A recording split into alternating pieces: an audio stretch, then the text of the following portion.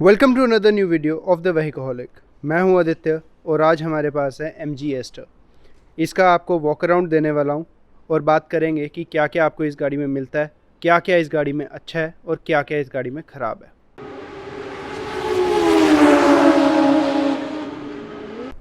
सबसे पहले अगर हम इसकी फ्रंट की बात करें तो ये गाड़ी MG ZS पे बेस्ड है, जो कि एक EV है। ये उसी गाड़ी का पेट्रोल फॉर्म है। इसमें आपको एडास के काफ़ी सारे फंक्शंस मिल जाते हैं, जिसकी वजह से 5 कैमरास हैं जो एक विंडशील्ड पे है, एक आगे आपको ग्रिल में दिख रहा है, 2 आपके ORVMs के नीचे हैं और एक आपका बूट पे है। इसके साथ ही गाड़ी में कई रेडार सेंसर्स भी हैं।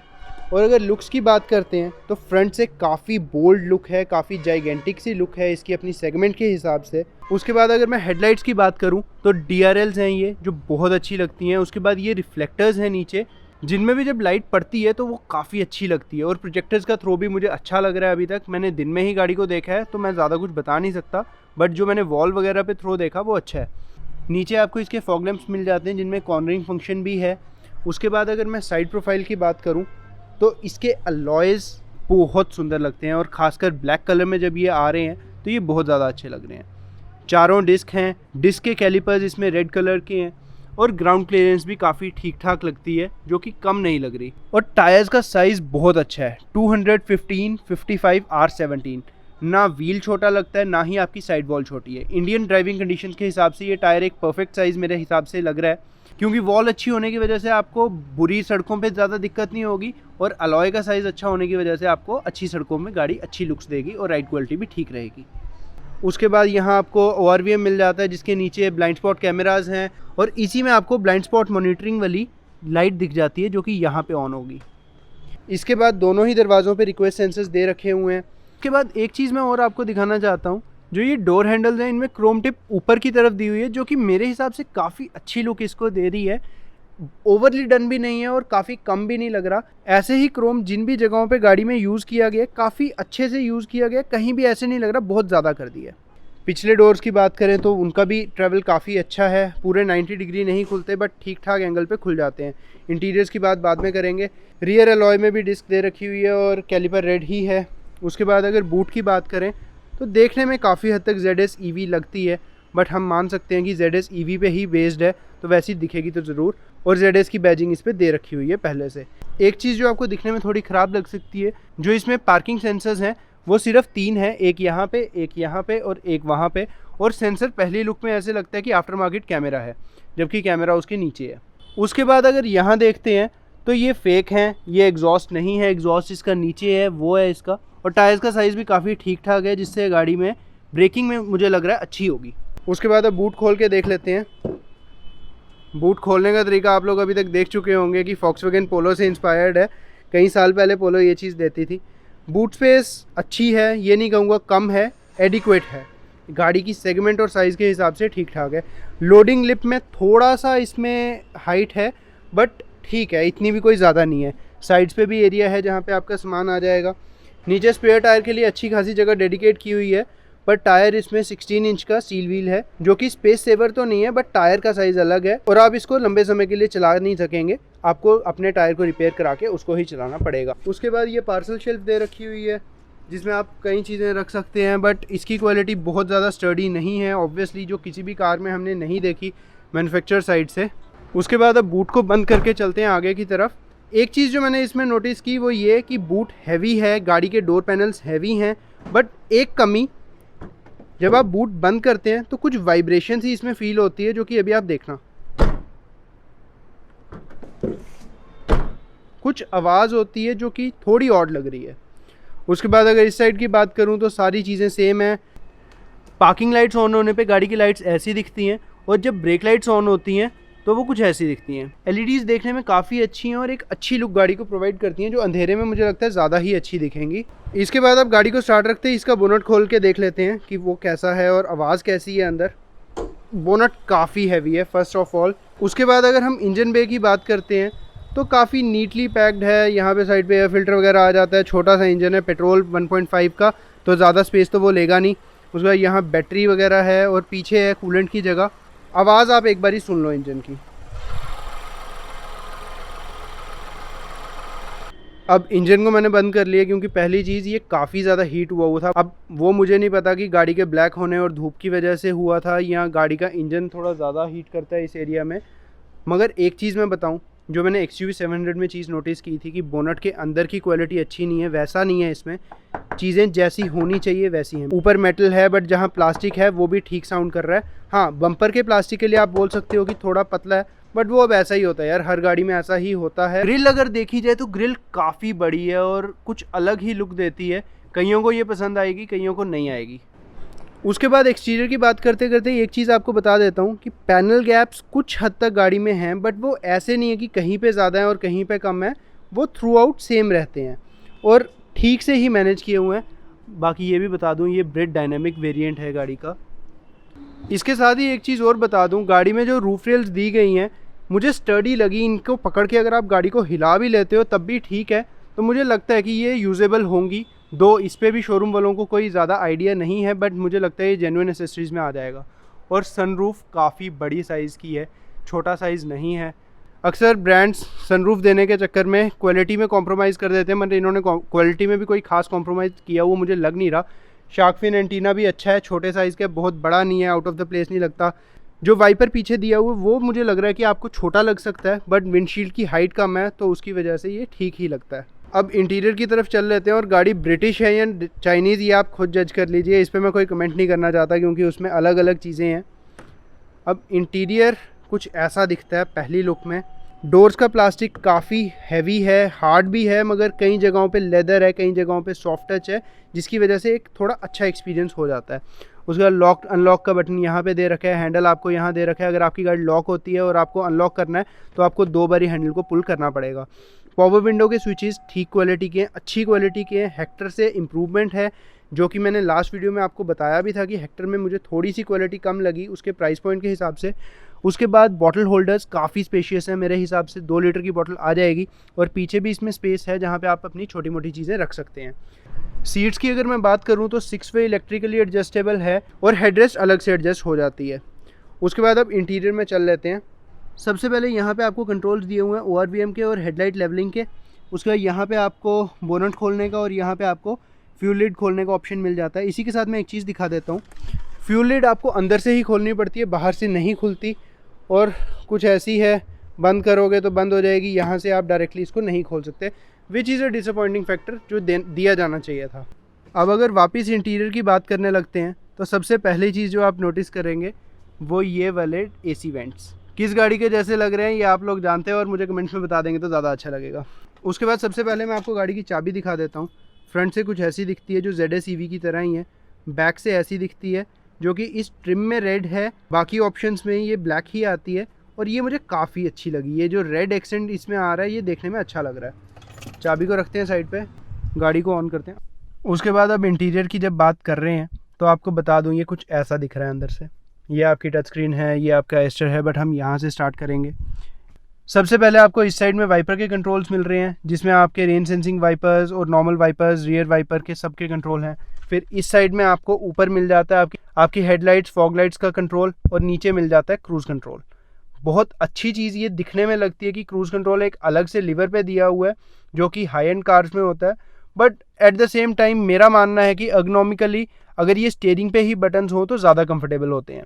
उसके बाद क्रूज़ कंट्रोल में लिमिटर ज़रूर दिया हुआ है, बट उसके कंट्रोल्स आपको क्रूज़ कंट्रोल के बार में नहीं दिए हैं, वो अलग से स्क्रीन में जाके सेट करना पड़ता है। उसके बाद अगर मैं MID की बात करता हूँ तो राइट साइड में आपको आपका RPM मीटर मिल जाता है, लेफ्ट साइड में आपको आपका स्पीडोमीटर मिल जाता है, लेफ्ट साइड में ही आपको आपका फ्यूल टैंक मिल जाता है, और राइट साइड में ही आपको गाड़ी का टेम्परेचर मीटर भी मिल जाता है। बीच में जो एक बड़ी सी MID दी हुई है उसके बारे में बात कर लें तो सबसे पहले मैं आपको बता दूं इन कंट्रोल्स का। जो इनमें मुझे सबसे ख़राब चीज़ लगी वो ये स्टार बटन की प्लेसमेंट है। ये स्टार बटन है जिससे आप MG को असिस्टेंस के लिए कॉल कर सकते हो। अब स्टीयरिंग पे होने की वजह से इसका एक नुकसान ये है कि आप कभी इस पर प्रेस कर दें गलती से तो आपको वहाँ से कॉल आ जाएगी, जो कि कई बारी एम्बेरसिंग हो जाता है। उसके बाद यहाँ पे आपका वॉइस कंट्रोल का बटन है जिससे ये एस्टर एक्टिवेट होता है, इसकी बात आगे चल के कर लेते हैं। उसके बाद ये बटन्स हैं आपकी MID को कंट्रोल करने के लिए। MID की ये जो होम स्क्रीन है ये आपको आपकी रोड पे ट्रैफिक और उन सब चीज़ों के अपडेट्स दे देगी। उसके बाद अगर दूसरी साइड चलते हैं तो यहाँ आपके वार्निंग्स वगैरह सारी अलग अलग इन्फॉर्मेशन आ जाएंगी। उसके बाद इस स्क्रीन में आपको आपका टायर प्रेशर मॉनिटरिंग सिस्टम मिल जाएगा। और एक चीज़ जो मैंने अभी नोट की है, ये बटन्स कई बारी टच मिस कर रहे हैं, मुझे नहीं पता ये क्यों हो रहा है, बट हो रहा है। उसके बाद यहाँ पे आपको कुछ बेसिक सेटिंग्स मिल जाती हैं गाड़ी की। और MID के लिए बेसिक चीज़ें यही सब हैं। अगर मैं डिटेल्स में जाता हूँ तो वीडियो काफ़ी ज़्यादा लेंदी हो जाएगा। अगर आपको वो चीज़ें देखनी है तो आप मुझे बता दीजिएगा, मैं एक अलग से वीडियो बना दूँगा। उसके बाद अगर हम यहाँ पे बात करते हैं तो यहाँ सबसे पहले आपको पुश स्टार्ट का बटन मिल जाता है, जो कि अगेन छुपा हुआ है, बट इतना बड़ा एग्नॉमिक प्रॉब्लम नहीं है इसको लेके, क्योंकि ये आपको पता लग जाता है। उसके बाद अगर स्क्रीन की बात करूँ मैं, तो स्क्रीन काफ़ी ज़्यादा फीचर लोडेड है और बहुत सारी चीज़ें इसमें दी हुई हैं। हम होम पे आ जाते हैं इसके। अब इसमें कुछ अच्छी चीज़ें हैं, कुछ खामियां हैं। सबसे पहले इसमें आपको सारी चीज़ें स्क्रीन में अलग से सॉर्टेड मिल जाती हैं, जो कि ठीक लगती हैं। इसमें आपको नेविगेशन भी इनबिल्ट मिल जाती है, वेदर वगैरह की रिपोर्ट्स भी दिख जाती हैं, और AC के कंट्रोल्स, म्यूज़िक, सब चीज़ें मिल जाती हैं। कई सारी इसमें ऐप्स हैं जो कि जियो से लिंक्ड हैं, तो वो भी आपको मिल जाती हैं। अच्छी चीज़ें हैं। अच्छी चीज़ एक और की हुई है MG ने, कि आपको फिजिकल बटन्स भी दे दिए हैं। होम बटन अलग से दिया हुआ है, वॉल्यूम कम ज़्यादा करने के लिए आप इसको ऊपर या नीचे कर सकते हैं। उसके बाद AC ऑन ऑफ का बटन दिया हुआ है, बट अगेन इसमें ये प्रॉब्लम है कि आप AC ऑन ऑफ के बटन से भी AC को डायरेक्टली ऑफ नहीं कर सकते। ऑफ़ करने के लिए आपको यहाँ से सेटिंग में जाके यहाँ से ऑफ़ करना पड़ेगा, जो कि थोड़ा सा डिसअपॉइंटिंग है मेरे हिसाब से। उसके बाद अभी मैं AC ऑन रखूँगी, गर्मी बहुत ज़्यादा है। यहाँ पे आपको रियर और फ्रंट डिफॉगर्स के ऑप्शन दिए हुए हैं। अब एक जो और मुझे छोटी सी प्रॉब्लम लगी, वॉल्यूम बटन एक बारी दबा के चल जाता है, बट ऐसा AC के बटन्स के साथ नहीं है। अगर आप AC बटन को एक बारी दबा के रखते हो फ़ैन स्पीड बढ़ाने के लिए, तो वो सिर्फ एक बारी ही काम करेगा। अगर आप इसको एक बारी में ही 3-4 बार दबा देते हो तो वो तब भी सिर्फ एक ही बार काम करेगा। अगर आप दबा के रखते हो तब भी वो सिर्फ एक ही बार काम करेगा, या शायद कभी करे ही ना। और यही चीज़ टेम्परेचर वाले बटन के साथ भी है। दो आप इसको स्क्रीन से एडजस्ट कर सकते हो आराम से, बिना किसी लैग के, बिना किसी और प्रॉब्लम के, बट फिर भी वो एक छोटी सी दिक्कत लगती है। जब आप हाईवे वगैरह पे क्रूज़ कर रहे होंगे तब आपको उसकी प्रॉब्लम लगेगी। उसके बाद एस्टर दिया हुआ गाड़ी में, जो कि काफ़ी अच्छा काम करता है most of the times, but जब डिसअपॉइंट करना होगा तब कर ही देता है, क्योंकि वो कई बार आवाज़ सुनता है, कई बार आवाज़ नहीं सुनता, और थोड़ा स्लो है। उसके बाद यहाँ पे आपको फ़ोन रखने की जगह दी हुई है, जहाँ पे आपका एक फ़ोन आराम से आ सकता है और उसके ऊपर स्टैक आपको जितने भी करने हो आप कर सकते हैं। उसके बाद सिगरेट लाइटर दिया हुआ है, या फिर आपका 12 वोल्ट इलेक्ट्रिक सॉकेट जिसका कैप बाहर आ जाता है, जो कि थोड़ा सा डिसअपॉइंटिंग है अगेन, बट ठीक है, अब जो है वो यही है। और 2 USB दिए हुए हैं, जिनमें से एक फास्ट चार्जिंग है। यहाँ पे आपको ट्रैक्शन कंट्रोल, हिल होल्ड और 360 डिग्री कैमरास के बटन दिए हुए हैं, जिससे अगेन हम जब 360 डिग्री कैमरा पे आते हैं तो यहाँ मैं फिर से थोड़ा सा डिसअपॉइंटेड हूँ, क्योंकि कैमरा की क्वालिटी अच्छी नहीं है। हेक्टर के केस में कैमरा की सिर्फ लैग की प्रॉब्लम थी, बट यहाँ मुझे कैमरा की क्वालिटी अच्छी नहीं लगी, जो थोड़ी सी दिक्कत वाला हो सकता है। पर इसके साथ ही इसमें एक 3D मोड दिया हुआ, जो ऑडीज़ वगैरह में आपको मिलता था, बट ये भी कितना यूजेबल है कितना नहीं मैं कुछ कह नहीं सकता। जब गाड़ी रोड पे चलेगी उसके बाद पता लगेगा। उसके बाद अगर डैशबोर्ड की बात करते हैं तो ऊपर आपको सॉफ्ट टच दिया हुआ है, बीच में लेदर दिया हुआ है, जो कि बहुत बहुत ज़्यादा प्रीमियम अपील देता है गाड़ी को। खासकर अब प्राइसिंग देखने के बाद से मैं इस चीज़ का फ़ैन हो गया कि गाड़ी ने क्या काम किया हुआ है अपनी क्वालिटी के लेवल्स पे। जो क्वालिटी MG की पहले थोड़ी सी कई चीज़ों में अच्छी और कई चीज़ों में ख़राब दिखती थी, वो मुझे बहुत अच्छी दिख रही है और मैं क्वालिटी में ज़्यादा कंप्लेंट नहीं कर पा रहा हूँ। उसके बाद यहाँ पे आपको गियर मिल जाएगा, चाहे आपकी ऑटोमेटिक है चाहे मैनुअल, वो वैसा हो जाएगा। और एक चीज़ जिसके बारे में I am not really sure, but मुझे लग रहा है कि ये असली में कार्बन फाइबर है, जो कि अगर ये है तो ये बहुत अच्छी चीज़ है और ये काफ़ी अच्छी अपील दे रहा है गाड़ी को। उसके बाद यहाँ आपको इलेक्ट्रिक पार्किंग ब्रेक और यहाँ ऑटो होल्ड का बटन मिल जाता है। यहाँ आपको 2 कप होल्डर्स मिल जाते हैं, जो एक बड़ा है एक छोटा है। आर्मरेस्ट मिलती है, जो कि अगेन स्लाइडिंग नहीं है, एक प्रॉब्लम है, और आर्मरेस्ट छोटी है, काफ़ी ज़्यादा स्पेस उसमें नहीं है। एक जो अच्छी चीज़ है वो है ये ग्रैब हैंडल, काफ़ी अच्छा लगा और काफ़ी प्रीमियम फील देता है ये इसको भी। उसके बाद अगर मैं ऊपर की साइड बात करता हूँ तो IRVM इसमें इलेक्ट्रिकली एडजस्टेबल नहीं है, जो कि अगेन एक छोटा सा कॉन है। बट उसके साथ ही अगर आप यहाँ देखें, आपको एक USB पोर्ट दिया हुआ स्पेशली डैश कैम के लिए। वेरी थॉटफुल ऑफ MG और I like it very much. उसका यहाँ आपको दिख जाता है कि पैसेंजर एयरबैग ऑन है या ऑफ है। रीडिंग लाइट्स के बटन्स यहाँ पे आपको मिल जाएंगे। यहाँ पे आपको मिल जाएगा बटन जिससे आप सेट कर सकते हैं कि आपके डोर्स पे ओपन हो। अब अगेन सनरूफ का बटन, जो कि एक छोटी सी डिसअपॉइंटमेंट फिर से है। मुझे ये कंट्रोल नहीं पसंद आया, उसका रीज़न मैं अभी आपको बताता हूँ। जब हमें सनरूफ को कंट्रोल करना होता है तो हमारी कोशिश होती है इसको बटन से कंट्रोल करने की, बट यहाँ पे एक डायल दिया हुआ है जिसको घुमाने से सनरूफ खुलेगी या बंद होगी। अब मैंने इसको पूरा घुमा दिया और ये सनरूफ खुल रही है, ये इस पोजीशन पे जाके रुक गई। फिर से मैं इसको पूरा घुमाऊंगा तो ये और पीछे जाएगी, फिर से थोड़ा सा घुमाऊंगा तो ये कुछ नहीं होगा, फिर मैं इसको दबा के रखूँगा तब जाके ये सनरूफ पूरी पीछे जाएगी। उसके बाद अगर मैं सनरूफ के ब्लाइंड की बात करता हूँ तो यहाँ पे बटन्स दिए हुए हैं उसके लिए अलग से। अब ये वाला बटन दबा के ब्लाइंड खुलता है और ये वाला बटन दबा के ब्लाइंड बंद होता है। इस बटन को दबाया मैंने, ब्लाइंड तो बंद हो रहा है बट सनरूफ खुली रहेगी, जो कि अगेन एक अलग चीज़ है जो मुझे नहीं अच्छी लग रही। ऐसा नहीं करना चाहिए था एमजी को। अब सनरूफ मुझे अलग से इसमें बंद करनी पड़ रही है। और ऐसा ही केस है, अगर मुझे सनरूफ खोलनी है, मैं सीधे सनरूफ खोल देता हूँ तो सनरूफ तो खुल जाएगी पर ब्लाइंड नहीं खुलेगा, जो कि मुझे समझ नहीं आया कि क्यों किया गया। और सन ब्लाइंड भी पूरी तरह ब्लाइंड नहीं करता सन को, जिससे गर्मियों की धूप में धूप अंदर ज़रूर आएगी और वो एक छोटी सी प्रॉब्लम दोबारा है। अब हैंडल्स की बात करूं तो इस साइड कोई हैंडल्स नहीं दिए हुए हैं, बाकी तीनों हैंडल्स दिए हुए हैं। अगर मैं सन वाइज़र की बात करता हूं तो ये सन वाइज़र दिए हुए हैं जिन पे वैनिटी मिरर ज़रूर है मगर उसके साथ कोई लाइट नहीं है, बट चलिए ठीक है।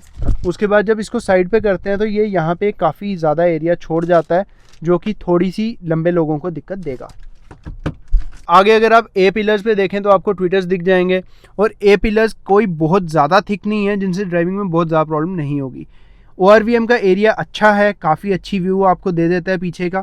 और अगर आपको पता नहीं है ORVMs को कैसे सही से सेट किया जाता है तो इस पर मैंने एक डेडिकेटेड वीडियो बनाया है, आप उसको जाके देख सकते हैं। उसके बाद स्टीयरिंग में टिल्ट एडजस्टमेंट दी हुई है और स्टीयरिंग इसका इलेक्ट्रिक है, जिसके 3 मोड्स आपको स्क्रीन में ही दिए हुए हैं, यहीं से आप उनको कंट्रोल कर सकते हो। इसके साथ ही अगर मैं डैशबोर्ड की बात करूं तो डैशबोर्ड का एरिया भी मुझे थोड़ा सा छोटा लगा, जो कि डिसअपॉइंटिंग है चीज़, बट अब जो है वो यही है।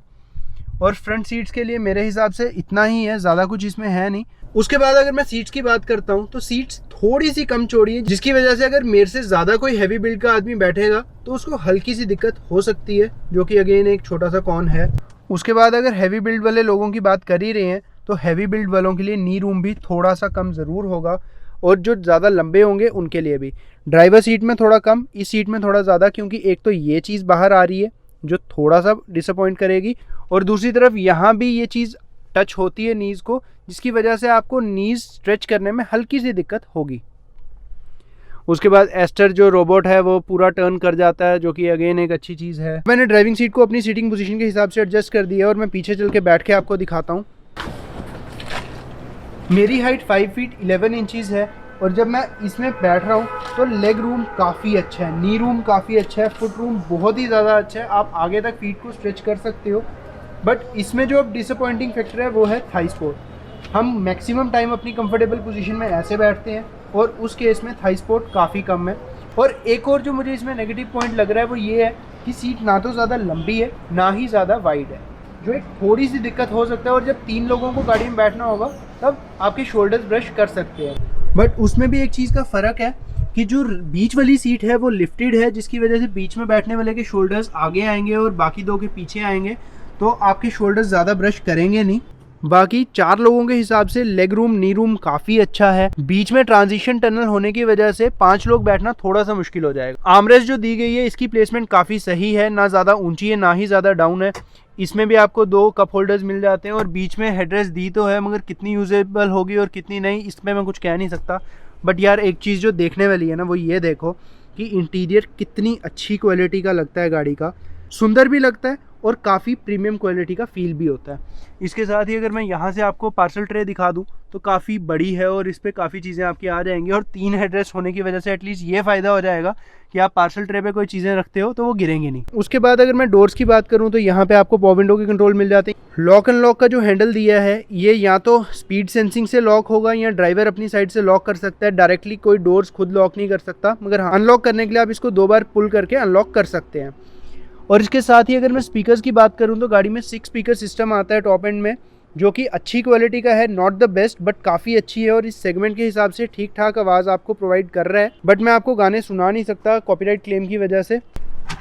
उसके बाद अगर मैं अंदर बैठ के बात करता हूँ तो आपको क्लॉस्ट्रोफोबिक नहीं लगेगा इसके कैबिन में कहीं से भी। विंडोज़ का एरिया बहुत ज़्यादा लार्ज नहीं है बट रिलेटिवली लार्ज है।